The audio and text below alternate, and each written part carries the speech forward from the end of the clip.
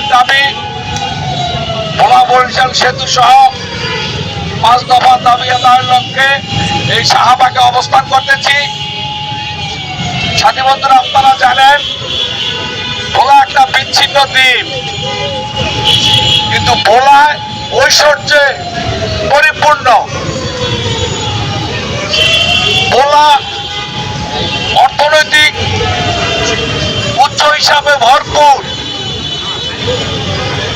ভোলাতে 23টি gas ক্ষেত্র চিহ্নিত হয়েছে, 60টি থেকে গ্যাস উত্তোলনের পর্যায়ে। ভোলার গ্যাস দিয়ে 440 মেগাওয়াট বিদ্যুৎ উৎপাদন হচ্ছে। ভোলা থেকে ইন্টাকোর মাধ্যমে গ্যাস ঢাকায় নিয়ে আসা হচ্ছে। ভোলা জাতীয়ভাবে গুরুত্বপূর্ণ অবদান রাখছে। ভোলার থেকে ইলিশ ঢাকা নিয়ে আসছে। এই ভোলাকে অবহেলিত রেখে সরকার ভোলাকে উন্নয়ন কর্মকাণ্ডই করে না। বিগত সরকার স্বৈরাচারী সরকার ছিলেন, তারা লুটপাটের সরকার ছিলেন। আমরা মনে করছি জুলাইয়ে হাজার লোকের আত্মত্যাগের বিনিময়ে সরকার গঠিত হয়েছে, তারা দেশ গঠনে গুরুত্বপূর্ণ ভূমিকা রাখবে। কিন্তু আমরা কি দেখলাম, ভোলার সেতু নিয়ে বারবার আমাদের সাথে কথা বলে প্রহসন করতেছে। প্রধান উপদেষ্টা বিশেষ সহকারী শেখ মঈনুদ্দিন আহমেদ ভোলা গিয়েছিলেন, সেতু সচিব ভোলা গিয়েছিলেন, আমাদের সাথে মিটিং করেছে।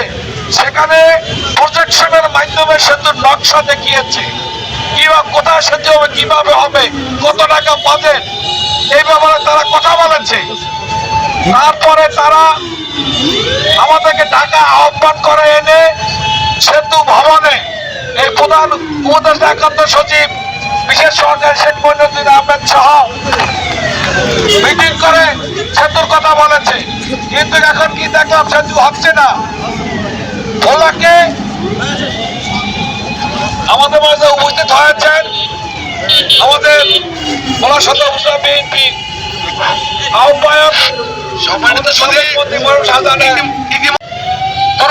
অর্থ 2-1 ঘন্টার ভিতর নিয়ে যান।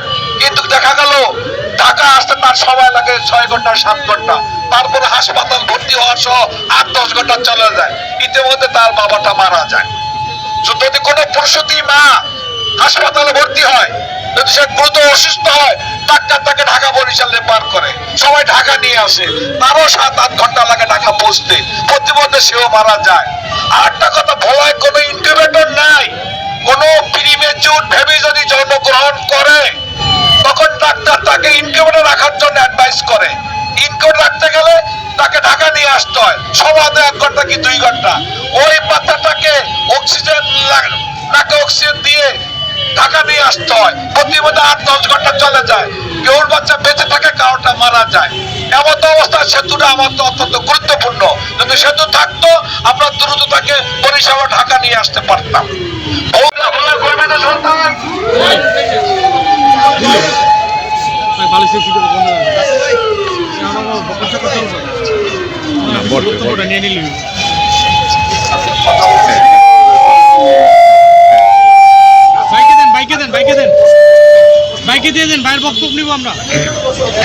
সবাই বসে দেন, ওই পিছনে ব্যানারটা উঠবো।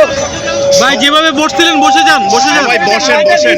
ব্যানারটা নিতে হবে, পিছনের ব্যানার।